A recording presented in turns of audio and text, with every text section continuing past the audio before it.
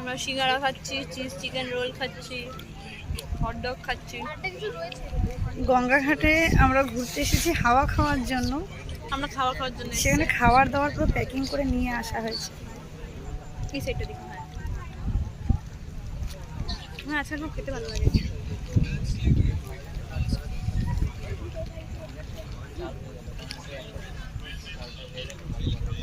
আমি নিয়ে এসেছি সিঙ্গারা, মিষ্টি আর কোল্ড ড্রিঙ্কস।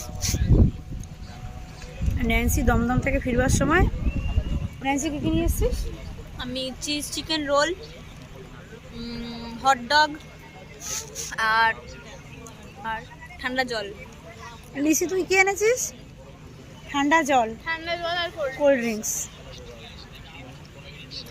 আমরা গঙ্গার হাওয়া আর কোল্ড ড্রিঙ্কস এগুলো এনজয় করি।